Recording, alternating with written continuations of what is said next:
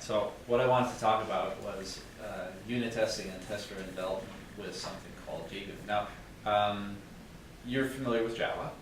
Not really. Not really? No. Okay. Okay. With C++? Only with an Arduino. I'm going to guess that 90% of what you're doing could be done in C. I'm sure it could. Does that help? I teach basic programming. We do the Arduinos, the P-Basic for Parallax products, mostly microcontroller stuff. You know what? I'll play along here and we'll see what he can. Yeah. Okay. I'm just.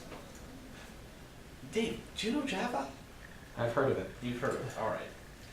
So, here we go. So part of this is just getting the basic idea of testing across and then playing around with it a little bit. So the basic idea is that you want to know when you got it right. You want to know when you're done.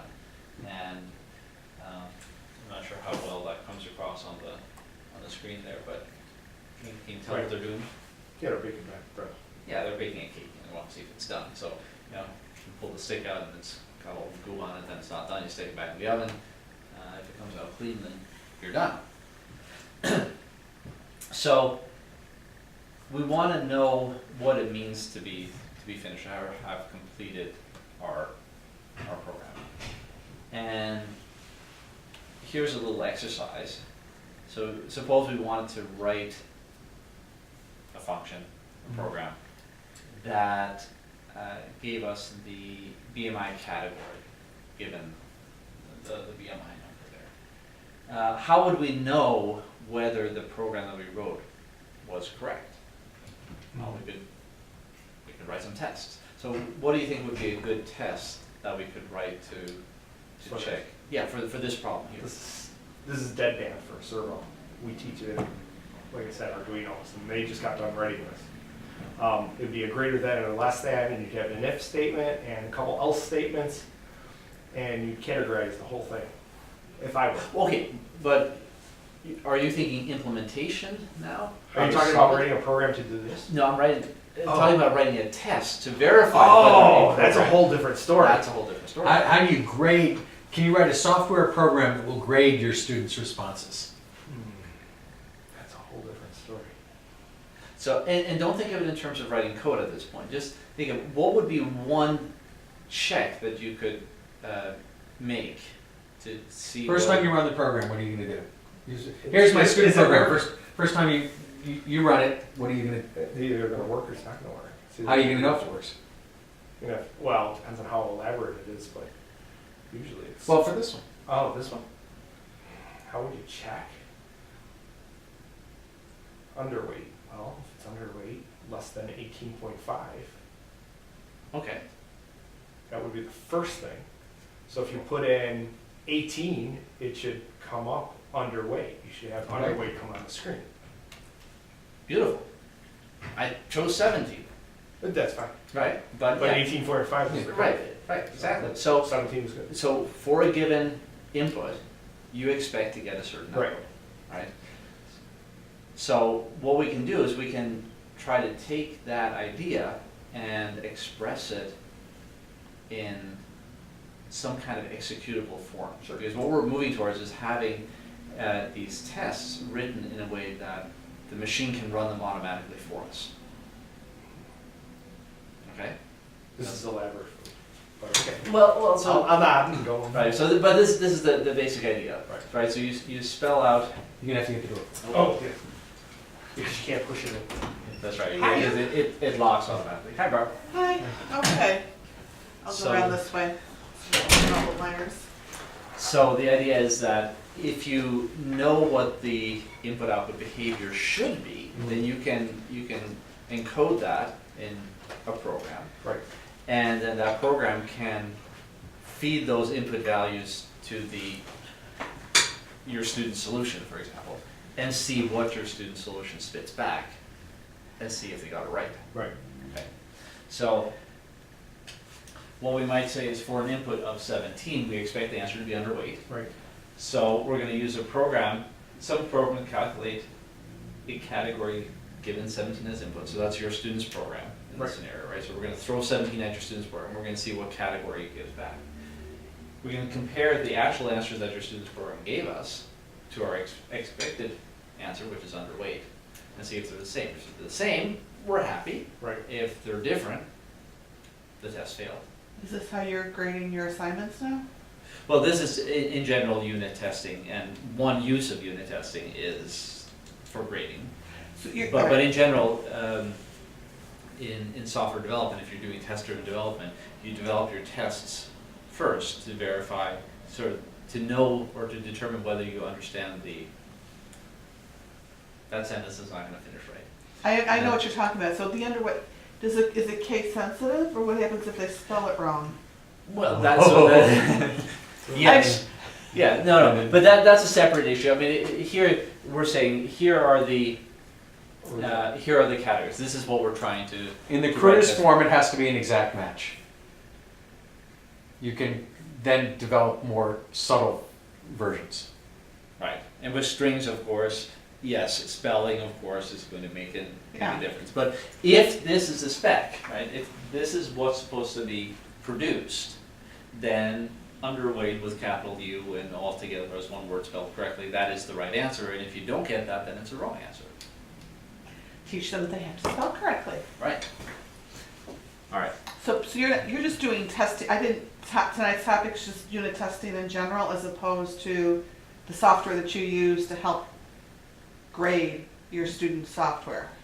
Right. This is just unit testing in general, JUnit testing in particular, and talking a little bit about what test-driven development is. So we can, at this point, we can kind of spell out step by step how the testing is going to work, and informally, this makes a certain amount of sense, right? Right. Yeah. So if we wanted to express this in Java, now this is probably going to look somewhat similar to C++ if you're familiar with that. Then what we might want to do is specify what our input is going to be. So I tried to color code it a little bit here. So the input is going to be 17. Our expected answer is underweight. So we write that as a string. And this would represent the call to your student's code, since that's the scenario we're talking about here. So they've defined some method, some function, and we're going to supply the input to that function, and we're going to see what their code produces. And then we compare them. So we see if those two are expected value and the actual value their code produced, whether they're the same, and then if they are the same, we're happy. If they're not the same, we failed this test. And we're going to put this together into an actual test method. So this is what a JUnit test method might look like. And there are lots of ways that you could write this, but this is the kind of style that I like to have, or that I like to introduce students to, where we clearly spell out what the input is, what our expected answer is. We compute what the implementation code is actually doing, and then we compare. And we can go through some of the components of this. So we have two places where things can go wrong, because it's not only their code, it's the JUnit code, right? Oh, you have to be very careful when you write the tests to make sure that your tests are right, because you don't want the test to fail because the test itself is wrong. Yeah. Right, I mean, so I do an assignment where the first thing my students have to do is submit their tests, and then I give the entire class all their tests back, aggregated. And that way they have a good set of data that they can run their programs on to see if they work. But before I give it back, I have to run their tests against my sample solution, because statistically some small percentage will tell me that the correct answer to problem X is Y, when in fact it's Z, and I don't want to feed that back to them. Mm-hmm. So yes, but that's a problem, because if we had put 17 in and expected obese, whether or not we were using software, that was a problem. Right. Yeah. So writing quality tests is an art in itself. Right? And I think you're right, there are two arts. One is properly selecting the input-output pairs, and one is properly turning that input-output pair into the code that Carl has shown us. And is this more like just testing a particular function? Or what do you do when you've got a whole big GUI? You can, there are various ways in which you can test. This kind of testing is primarily for smaller units of code. There are frameworks that extend the basic idea of a JUnit test into unit testing. Actually, Steve Edwards has a really neat system whose name I now can't remember. I can't remember. Lift is what he called it. Okay. Where it makes it much easier to do user interface testing, where you can manipulate components on the screen regardless of where they are. And there are a couple of frameworks out there to do that. But I mean, the basic framework you can use to test a single function or a whole program if you want. Remembering that main is a function. Right. Main is a function, and you can poke and prod at your software however you want. So you can do lots of method calls to set up a particular state for your system, try something, and then retrieve data from other parts of the system. You might want to check, create something that feeds data into database. And so you start up this big elaborate system, and your test pokes and prods at your software and then checks to see if it ended up in the database. And so it doesn't have to be focused just on a single function, but it's easier to start that way. So there are a couple of things that go into writing a JUnit test. And if you're not familiar with Java, then this maybe isn't going to make all that much sense. But this thing here up front, the app test, is something called an annotation, which the JUnit framework defines. And JUnit uses that to find all the test methods in your code. So when you sit, and we're going to see this later on, when you go to run the test, JUnit goes and finds all the methods that are labeled with this @test annotation and then treats that as a test. Oh, so you're putting this all together with the main program itself? It's not like you're running this separately and somehow calling out? No, this is all separate. So the implementation code is in, say, this class here, BMI. Student wrote BMI, Carl wrote this. Right. So as long as they have their code defined with the And we right called name. it with that name, then you can find it and get it and use it. Right. So @test is a JUnit supplied annotation. JUnit also wants the test methods to be public, void, and parameterless. So they don't take in any information, they don't return any information. All of the processing happens internal to the method itself. Because JUnit doesn't know, if you define a method with parameters, it doesn't know what it should supply as arguments. So we do that, and then assert true is a function or a method that JUnit defines. And this particular method says that a test will pass if the Boolean expression here is true, and it fails if it's false. So equals, expected dot equals actual will either be true or false. If it's true, meaning that the two strings were equal, then the test passes. If it's false, then the test fails. And assert true, when you call it, looks at this value. If it's true, it counts it as a passing test. If it's false, it counts it as a failing test. Is this checking, okay, like we're using 17 right now. Yeah. Is this checking to make sure that it is, our result is underweight? But let's say it was 19. It would also be true that it didn't return underweight. Well, this So is this particular checking- test Okay. feeds in that input, Right, right, and looks to see what the result And expects to see underweight. right. right. But if it were 19, then it would not come up underweight. It would come up whatever, normal. But this test is feeding 17. So we could have another test Okay, I see what you're saying. Okay. that tries a different input value, right? So we're testing concrete cases, Right, and this particular test deals with only that one input. right. So, could you, well, you still don't know if they got the input for the right reason or the wrong reason, If they got the result for the result. And then the other thing is, yeah, the result I meant. yeah. Would this be something worthwhile to set up, that if you said that there were certain things that their program should do, you could give them the tests so they can unit test their programs as you're going through? I mean, Or or there are lots of different ways in which you could use unit testing in the classroom. You could give them the tests up front, or give them some tests up front and say, you need to write your code so that it passes these tests. You can have a suite of tests that they can run their code against without showing them what the tests are. You can ask them to write tests, and then also have instructor provided tests. There are all sorts of things that you can do.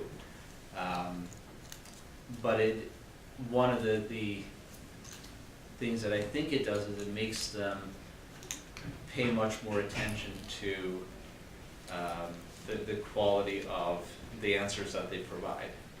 And it kind of alerts them to the fact that they need to check lots of different inputs. They can't just test the program. on Testing one. 17 and underweight is not sufficient to Right. guarantee that program works. Right. Right. They need, That's what I meant. right. They need to have a broad spectrum of tests. and getting them to do unit, I mean, I actually asked them Yes. repeatedly to tell me how they're gonna test this and what are possible data points they need to test, and they never wanna tell me. Right. Right.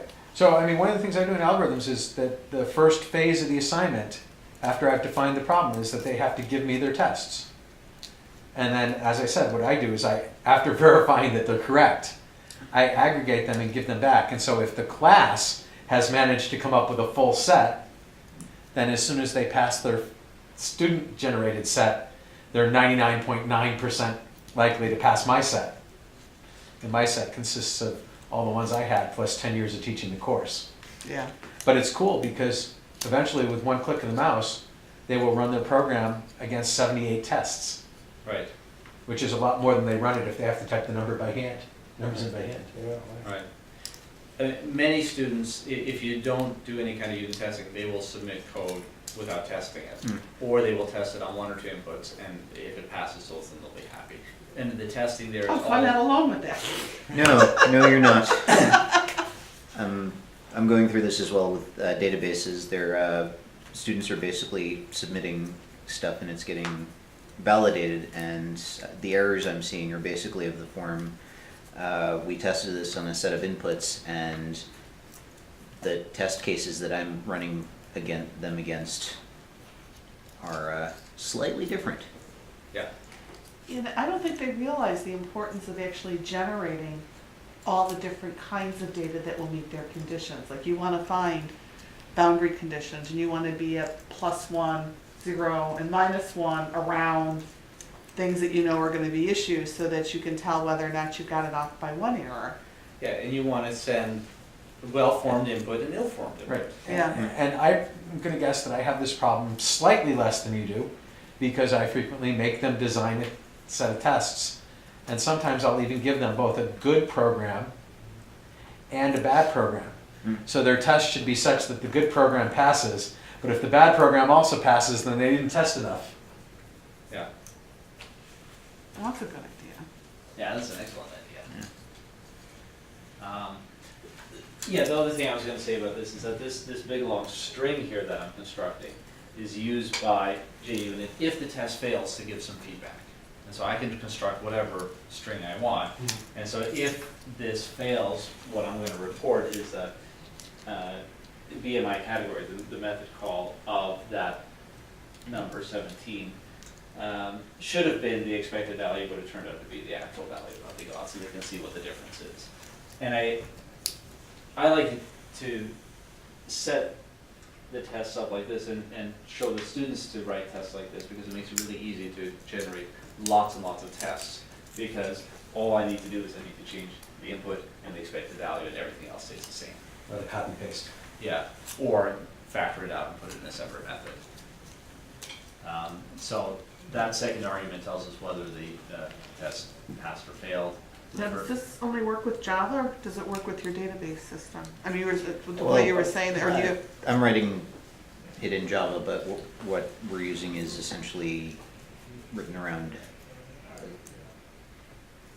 It's a lot more primitive than this. JUnit works in Java, there's a C+ unit that works in C++, there's a P unit that works in Pascal. Yeah. Yeah, And they're all for based on pretty the much same any principles. language. If you search language and unit testing framework, you're gonna find something. Yeah, exactly. Yeah.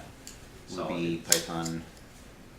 Yeah, I don't know what the Python one's called, because P unit was Pascal, but it might be Pi unit. PyUnit, it could be that, yeah. Yeah. But yeah, pretty much any language these days has a unit testing framework that you can use. But JUnit was the original also, that Yeah. got it down to a single click. Yeah, and so, yeah, we're gonna switch over to Eclipse in a little bit and look at how it works in the environment, what kind of feedback students get, and it's quite nice the way it integrates. All right, so that tells us whether it passed or failed. That's used to report back some feedback if the test fails. Okay, so test-driven development. With test-driven development, the idea is that you're going to write your tests up front to try to capture the specifications of the problem that you're trying to solve in an executable form, and focus on what is supposed to happen before you start worrying at all about how you're going to do anything. And folks have done studies, and what they find is that if you write tests after you've written your code, your tests tend to be not as good, because your thought process is, kind of The tainted tests by- incorporate some of the assumptions that you from your code. Exactly. So you tend to miss important cases. So if you write your test first and then write your code, your tests tend to be of higher quality. That makes sense. And so the basic idea is write your test first, right? So that you have a good, solid understanding of what the darn thing's supposed to do. Then figure out how you're going to achieve that, write the code, and then verify by running the tests against your code. And it's not so much a straight line like that in reality. It's more of a cycle where you write some tests for a component, you implement it, you run the tests. If the tests fail, you go back, work on the code. Maybe you double check that the tests really are correct. Yeah. And you can go back and forth until all your tests pass, and you can move on and maybe tackle another component. So that's kind of the idea, to try to interleave those activities as much as possible. So when you're in your environment and you run your tests, you might have feedback that looks like this. This is showing that we ran one test. Here I just had an example that had a single test that was passing. So it tells us that it ran 1 out of 1 tests. None of the tests caused an error. There were no test failures. We get a nice green bar as visual feedback, so our code is green barring, we're all happy. And it shows all the tests that were run.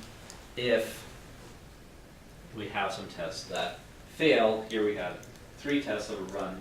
None of them caused an error, but 3 of them failed. Here are the failing tests. And we actually get some feedback here. And this bit of text down here is coming from that string that was constructed in the assert true call. And we can't see it all here. I can't scroll it because that's just an image, but we'll see that in a little bit. So that's the general idea. what are you using to build these slides? Because it certainly doesn't look like PowerPoint. It's just PowerPoint. It is? Yeah. You were able to get those boxes and point to those areas like that in PowerPoint? Yeah, those are little call-outs. They're predefined shapes. Cool. Yeah, they're kind of Learn fun. something new every day. Yeah. They're a bit of a pain to position sometimes, but yeah, you can put all sorts of shapes on there in images and whatnot. So then we're going to do an exercise and actually have you guys work on. You guys all came prepared with your computers and everything. All right. So since we don't quite, well, or maybe we do. We could do pair programming too. This would be great. Wow, pair programming and test-driven development all in one day. Well, what we could do is I could hop on over to Eclipse for a second. Alright. And what we could do is we could just hide all of that, because you guys don't want to see that just yet, do you? No, you don't want to see that yet. So we could just create a new project. We'll just call it exercises. And in this project, what we're going to do is we're going to set up the code. And what I like to do is separate out the production code from the testing code. So that it's all in the same project, but they're in completely separate packages, or even you could even separate That way you them. can swap in different student code and your Yeah. tests stay there. Yeah. So at a minimum, what I would do is put a code package and a test package. Okay. And all the tests would go into what I could call it. I actually want to call it tests, but that's okay. So in the test package, we would write our tests. So if we're going to do this test driven, what we should do is we should write all of our tests first. So I'm going to add a JUnit test case. So JUnit, there's a plugin for Eclipse. So Eclipse knows a little bit about how to write tests. So I'm going to write a JUnit test case, and we're going to call this BMI category tests. Okay. And it asks if I want to add the JUnit4 library to the project, and indeed I do want to do that. And now we have a little bit of sample code. Is that text large enough? Do you want me to make it bigger? I'm okay. Oh, Yes, okay. We all have neon verticals.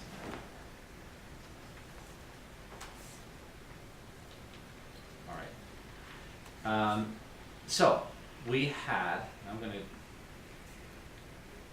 name it test 01, so we're going to write a few different tests. We had that test that we had talked about, right? So actually I can go to the slide and steal that from my own slides here. This test here. Actually, I think I need to do that to be able to copy from it, right? So let's take this whole test, go back to Eclipse and paste that in. And if I do that, I get an error.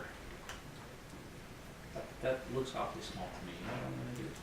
It's smaller now than Yeah, it it was is. Yeah, before. it is, eh? I Smaller thought now it than was it was- smaller on my screen too. So it seems No, like, it's smaller than it was before. yeah. Screen resized. Yeah, as I switch from presentation to this, that makes me weird. But that happens all the time in the classroom. All right, there we go. So that's a little easier to read. Okay. So now we have this error. Why do we have this error? the error occurs on line 10, is that what you're telling me? Yeah, the error occurs on line 10, and it says BMI cannot be resolved in type. We don't have it in there yet. We don't have it in there yet, so what do we do? Well, when you're doing test-driven development, what you try to do is write all your tests so that they at least compile.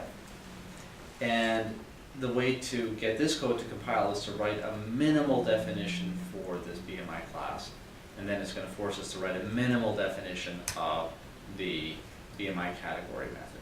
It's going to be stubbed out. Now, one of the nice things about working in a development environment is that it will do that for you. So I'm going to ask it for a suggestion, and it says, well, I can create the class BMI for you if you want. So we're going to ask it to do that.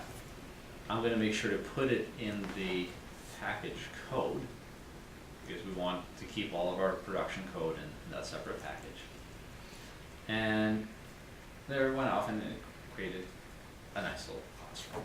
Right? There's not much in there, but it's a start. And we don't need much more than that. Now we get an error on the method call because we don't have a method defined. So let's go ahead and ask, well, what can you do for me about that? And it says, well, I can create the method, okay, in that type. So it creates a stub, a method stub. And it's just a minimal method definition that makes the compiler happy, but it doesn't do anything. It doesn't do any computation. The way that you stub out methods is if we're returning some kind of object, or technically a reference type, then we return null. If it's a numeric type, we return 0. If we're returning a boolean, we return false. And if it's a void method, the method body is completely empty. Right? So we do the minimal amount of work so that the test, so that the code compiles. And at this point, we can actually run our tests if we want. This really small screen is actually really bugging me right now, so let me see if I can. Yeah, I don't want to test for that. If I do that, at least a little bigger. Is that better? It's bigger? It's bigger. Yeah, okay, let's do that. Okay, that's a little better. So we can actually run these tests, or this one test.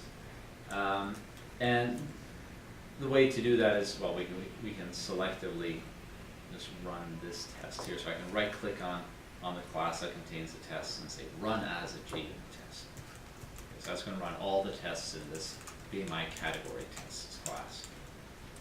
And when I do that, JUnit kicks in and it opens up this little display. And this was the display that I had screen grabbed and put on the slide. This says we ran 1 out of 1 tests. There were no errors. There was 1 failure. Here's the failure, and we get our feedback string down here. It says BMI category of 17.0 should be underweight, but it was null.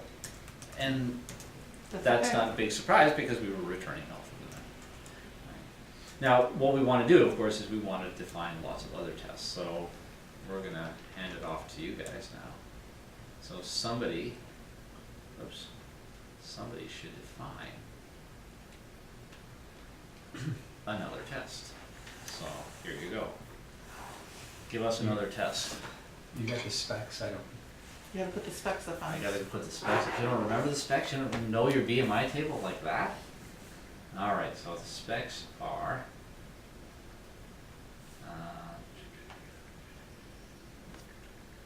There we go. There's our lovely BMI table. And if I make this a little smaller and hide that, and hide that for the time being, then maybe we can see them both at the same time. How's that? Is that good enough? All right. So, why don't you edit test number 2? I don't know enough about it. Well, you only have to change 2 things. The input value and the expected result, Which right? would be the 17. And the underweight. Right, so change those to test Okay, where's some other case. No, I'm not familiar with your. Oh, the touchpad there. And then just, So yeah, you can, yeah, see. yeah. So you can put in the different, So if you said, because it clicks out at 18.5, right? yeah, So if you put 19 in here, yeah. it should not be underweight. It should not be underweight. What should it be? It should be normal weight. Yes. Now I cheated a little bit in my test, and it's just normal with a capital N in the test, or the Cheater. Yeah. Well, actually, yeah, in my implementation, that's what it does.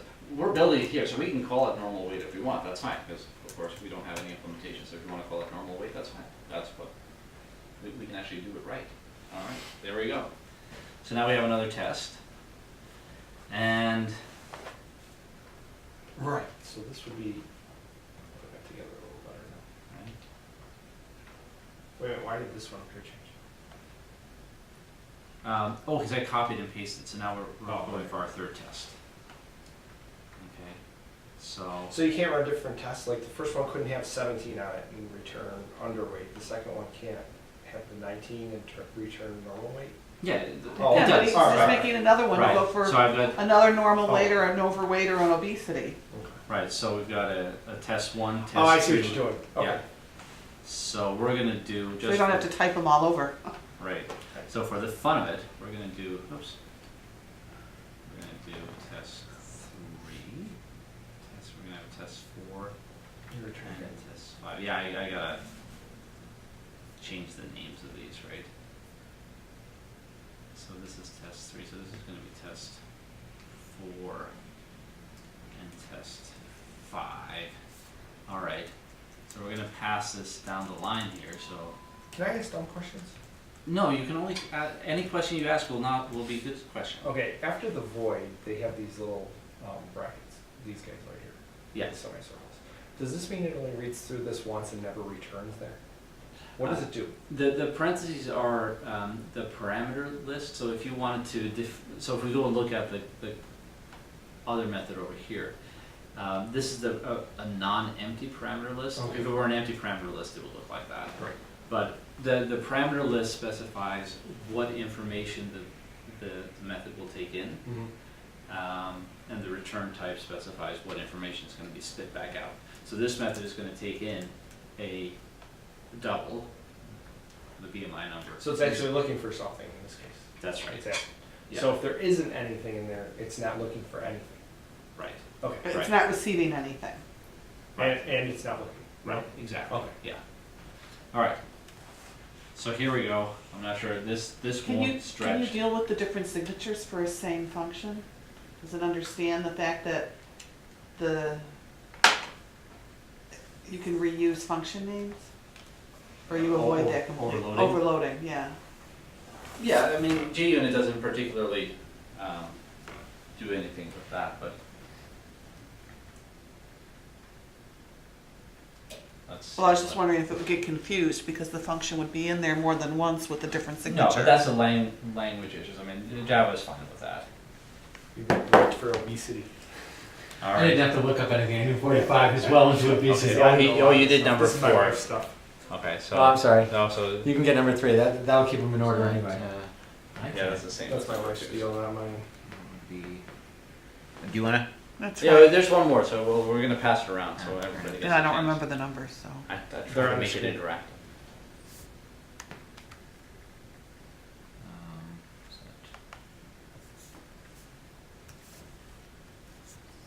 All right, so now we've got one underweight, one normal weight, one overweight, one obesity. And you get to do number 5 and you get to choose whatever you want. That's another test. One extra one? Yeah, well, that's where 5 people. 5 So- tests is not necessarily enough. So, Yeah, no, probably. I mean, going back to what I was saying about borderline tests to Right. see. in this case, it's looking for a number. But if, say, somebody put in a W, that could be also construed as something else. Like, Well, we don't if know. you try to send something of the wrong type, the compiler would complain. Oh. It wouldn't. So it never compile. gets tested. It wouldn't reach the It, test. it wouldn't compile. Right, you would never be able to run it. But you could pass permitted values that don't, values that are of the correct type but are not necessarily sane. -3. Yeah. Yes, Say, right. And the table says, well, -3 is underweight, which I suppose under some interpretation it I really think is. it was 18.5 was where it went to normal weight. Is that correct? Oh, it's there. Yes, I it guess. is. Okay. Yeah. So I figured I'd do one that was right on target. Yeah. Because that's the other thing, depending on what you're on, how it handles real numbers as opposed to integers might be an issue. Yes. In fact, Carl specs don't allow for 29.95 or something. You know. right, extra decimal. No, his ranges don't connect. No. There are Well. numbers between his ranges. There's a small BMI you can have where you're actually above overweight but below obese. If you looked at his table. Right, and similarly for normal weight but not for between underweight and normal weight. But I can't take credit for that table. That's the NIH's table. So. And they don't write programs, which is why they should participate in the hour of code. Sorry. Where did my? There we go. All right. So now we've got. That little character on your thing, what's that character? The GitHub cat? That- The Octocat? Was that okay? That's not GitHub, no. Well, Octocat, Timmy, Think Geek, Kids Ruby, and So AutoCAD is for, GitHub. oh, it is for GitHub. Okay, I thought I recognized it. Okay. That was right. Well, it's not quite a cat, but it's not quite an octopus. Yeah, all right. So now we have these 5 lovely tests. Tail end, yeah. And if we run our test now, we just click one button. We now run, oh, I gotta save that. We now run 5 tests. They all fail, right? Because It's going back to the null that you got before. right. So now that we have an inventory or a suite of tests, we can maybe actually think about defining our method. So how should we define this? What should we do? What do you think? The actual math. Is that what you're asking for? Yeah, so, Greater than or equal to? yeah. Wait, he already had it. Does he have it? All right, Yeah, he's already got it in all right, there. so. You're good. Let's see, your parameter name is BMI number, so if BMI number less than 18.5, He doesn't have an equals in there though. Why didn't you put an equal? because I didn't think it had an equals. But in this case, it doesn't, but we're talking about the numbers between. Right, but normal, 18.5 should be normal, shouldn't be underweight on that. Okay. So if BMI number is less than 18.5, 5, 18.5. return quote underweight. So equal, though, what, if it equals 18.5, then it would be in the normal weight. Well, we'll have to test mine and see. okay. What else you got? Okay, if BMI number less than 25, and I didn't know what to do about your 24.95. So you're not I- doing I assumed else's. 24.95 was normal weight. Yeah, so return normal weight. But with the way he's done that, you need to have it greater than or equal to 18.5 and less than 25. He's not cascading them. He doesn't have an else in there. Nobody else has a return. I also have a Okay, return, it's done. You're leaving, okay. All right. All right. See, I this, didn't- this I was wasn't- fine. She's asking the same Yeah. question that was. Else if exact- BMI number less than 30, It's different. See, I try to make only one return enough. return overweight. And then erase God bless you. erase your null and replace it with a string obesity. Semicolon. Still getting over my sneeze there, obesity. It bothers me that it's not grammatically. I know, but it is what it is. That is, exactly, those are the specs, that's what they want. Okay, so now with this, we run our tests, they all pass. Show me the test again. I want to see 2 and 3, it's the ones I missed. 2 and 3. 3 was 27 and 2 was 19, okay.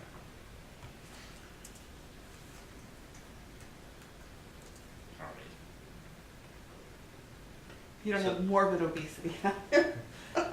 Not in this particular table, there are tables that have other Category. obesity level 1, obesity level 2, obesity level 3, yeah. So that really pretty much brings us to 1 hour. I've got I've got more stuff that we could do, but hey, Just want to say hi. Hi. Long time for most. yeah, I'm the guy who reserved the room next door. you're the one who kicked us out. Sorry about that. Oops, that's fine, that's fine. I did that. So, Just so wanted you're, to- you're supposed to be in our meeting. I see. Yeah, I You know. see us? Right? I know. Yeah, you banded us. Well, my question is I this, ran really. this. No, I read So the this is email. interesting. I ran this, there you go. and I failed one. Well, you did Wednesday.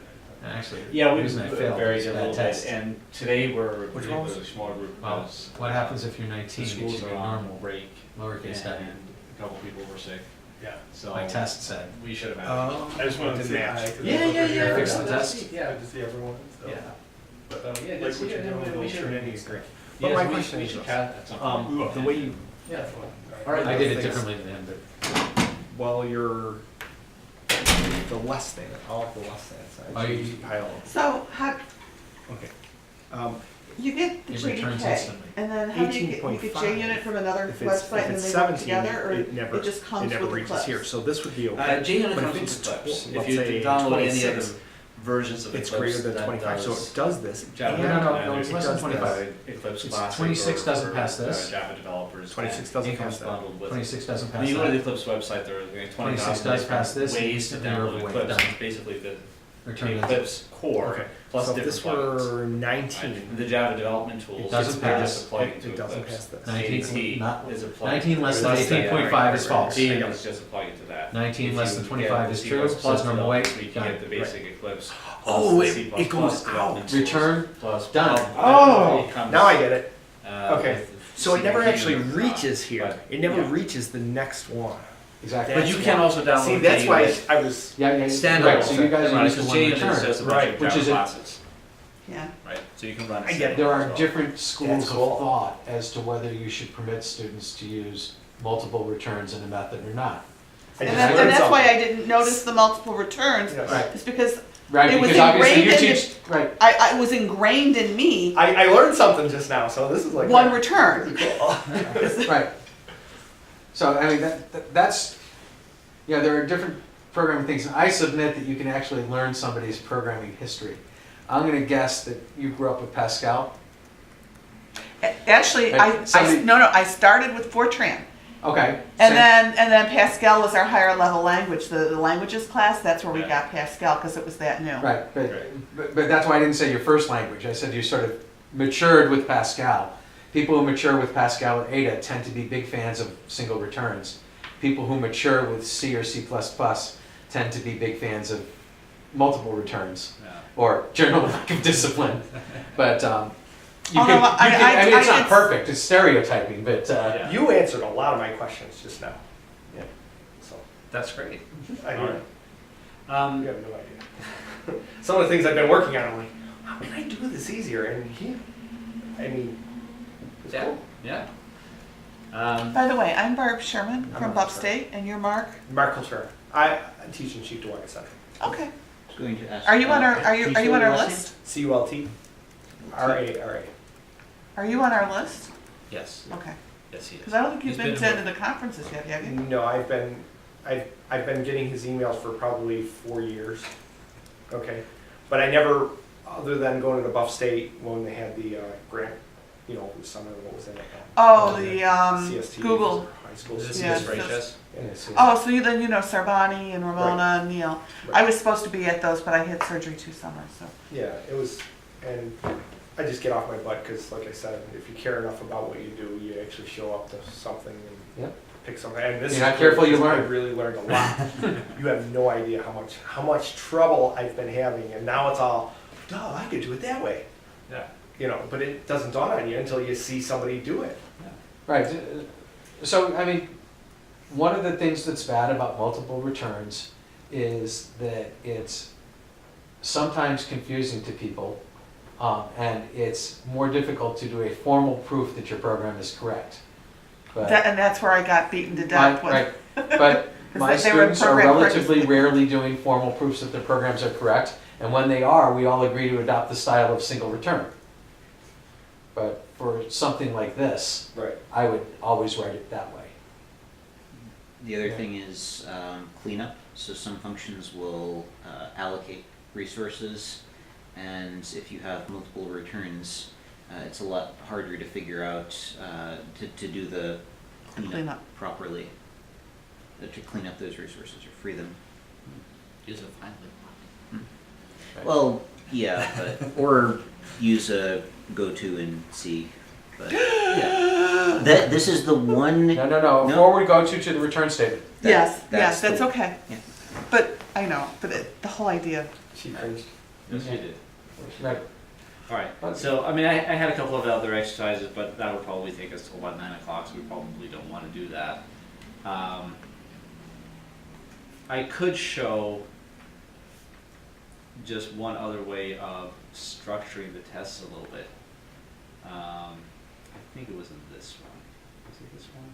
No, it wasn't this one. It was this one here. So here, I mean, if you notice when we were doing the copy paste, we changed very little in each of the test methods. Mm-hmm. So here, what I have is the core of the test that actually calls the the production code definition of the method and computes the actual value given an input. This method also takes an extracted value, does the comparison, and then the individual test methods just supply the two pieces of information that change, the input and the expected answer. So this is, Oh, I like that a whole lot better. so this is for a bit of code that's supposed to compute the plural form of a word of an English noun. Is there a way to automate that? Like to vaguely remember there being something about where you just specify like an array? I don't think that We've got it I to, don't think that JUnit out of the box lets you do that, Right, which is a you need shame. to- Because you can't do them as individual tests. Hmm. I mean, you could write a method that runs all sorts of tests, Right. right, but we have a it's JUnit important. test generator that'll do some of that. Okay. but you can't have a method that individually run. Well, I guess you could with reflection or something. You could do it that way. Yeah, that's what we do. Yeah. Reflection? A topic for another time. Yes. Perfect Part of answer. Java? Yes. Okay. Yeah. And other languages, again, but more difficult in most other languages than in Java. Part of the unit testing or No. part of Java? Part of itself? Java. Okay, I guess in the 2 levels of classes I've taught, we've never gotten that far. A way to figure out what functions are part of a Java class and then dynamically call them. Oh, okay. So you can, Java has in Java, most frequently you work with your data with your objects. Right. But you can actually ask Java to think about the classes that are around. And you can ask Java to say, for this class, give me a list of all of the methods. Or you can say, give me a list of all of the methods that return strings. Okay. And that's reflection. It sort of thinks back on itself. Oh, that's cool. And if you use that technique, you can accomplish what Carl was doing there in a more automated form. Yeah. So here's a test set of tests that we use. So that students can name their classes whatever they want, they can name their methods whatever they want, and we go in and we find them. It's a lot of just slogging through different things, discovering what they submit, what they have, and And it's a trade-off between what you were going back for before, which is, do you want to teach them to write to spec? I told you to name the class BMI, you named it BMI tester. Or do you want to grade what they gave you rather than fight that battle? Well, and then one of the issues you have in terms of wanting one over the other is if there is some level of difference, then you have less likely for them cheating and coming up with exactly the same thing. Because to have someone spell everything exactly the same, usually it means, Well, They for were- a method name, it's less of an issue than yeah, if you say what the variables are. that's true. And the other thing that you can do to answer your question that we do for our programming contest is we have soft testing. So we have ways of getting the assert to say true, even if their spacing is different or the case is different, or they put extra white space at the end of the line. And, then we just decide, how pedantic do we want to be? And we also have ways to get all of the rounding and floating points to be the same. So, you're expecting 24.5, but because the student did the order of operations differently and came up with 24.9999997, if you just do that Right. in a string, yeah. it's going to say that's a very different string. Mm-hmm. And we run it through some filters that we call them that we wrote. And we'll say we want 1 decimal point, and then a 24.99997 in a string becomes a 24.5. Yep. And then it has to match exactly. Mm-hmm. So you can add a zillion different bells and whistles to this to make it work to match your teaching style.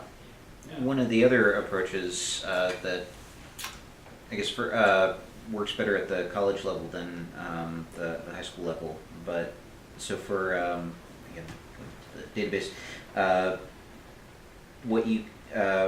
what I have is essentially a submission system where there's a button that says run all the tests, and then they get back a grade. And as long as it's before the deadline, they can hit that button as many times as they like. The tests are detailed enough that they can't just sort of specialize, and they don't have all the data that they're going to be tested on, so they can't just sort of cheat. But that's another way to deal with this pedantic issue. Most students are a little more accepting of it if they can simply modify if you can get them to modify their code so that it conforms to the testing spec. Well, and I think it's a good idea to write to the spec. I mean, that's what they're gonna have to do in the real world. Right. Right, but one of the things about JUnit that's harsh is it's a bit. It's a red bar or it's a green bar, and the smallest possible error gets them a red bar. Right. And there is something to be said. I know that my students in the algorithms class, this semester, the class came up with 85 tests. Now, a lot of them are duplicate, right? I think that 4 different students came up with test the empty input. And so other than the name of the test, those tests are the same. And the moment they get empty input correct, they're going to pass all 4 of those. But they can actually watch their number go up. And as the assignment comes due, I'll say, Oliver, how you doing? They say, well, I got 7 more tests to pass. But somehow 78 out of 85 doesn't feel as bad to them as red bar. Yeah. And so, That's something similar I've got. But it does tell you how many that they if passed. you look at, So it's not just the red Right. bar. They Yeah. do get a total. Yeah. Right. But Yeah, and then one of the things that we also use in our intro courses is the system called Webcat. So it's a web-based system where they can actually submit their code straight from Eclipse, That's what I want to learn Right. about. and it allows you to put on some instructor tests. You can require students to submit their own tests. It runs through instructor tests and student tests. It crafts a grade based on that. You can have style checking as well. There are a couple of tools for doing that if you want. And you can set up submissions to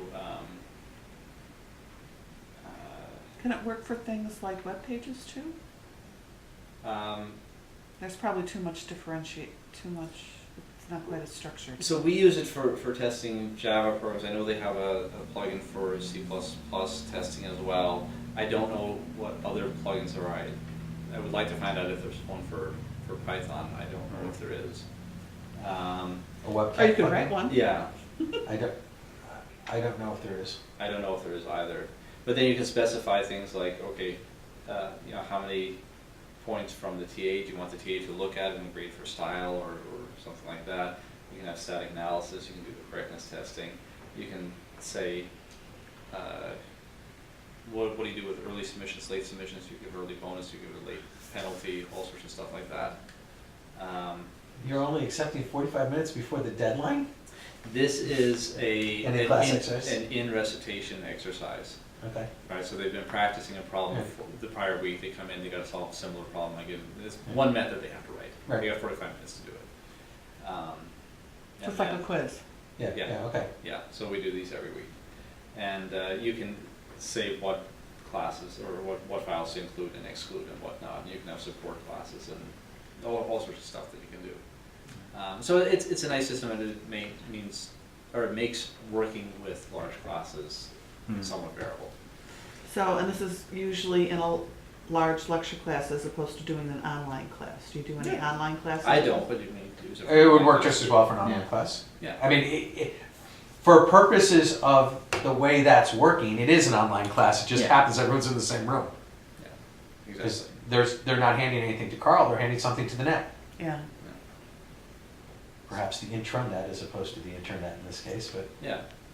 Yeah, for these write-ups, they have to do them in the recitation, but for other assignments, they can submit from the dorm room or wherever they happen to be. So I mean, this is then incorporating the unit testing into a grading and assessment framework. And then, do you take them from there, automatically put them into Blackboard, or is that something you maintain your grade book separately? Now my TA's transferred over. But you can, slave labor is a wonderful thing. Yeah, we Yeah. don't get slave labor, but my classes are a whole lot smaller. right, but what they can do is they can ask Webcat for a Blackboard compatible CSV file that they upload, so it's not that big deal. All right, so that's about what I had, unless you guys want to do more exercises, but I'm thinking we should probably move on. Thank you for doing this, it's very nice. So, well, I don't know that it was worthy of that, but thank you. Standing ovation. No, it was a sitting ovation. Yeah. And the sitting So this assignment right here. Did you stop it, or? I The did. return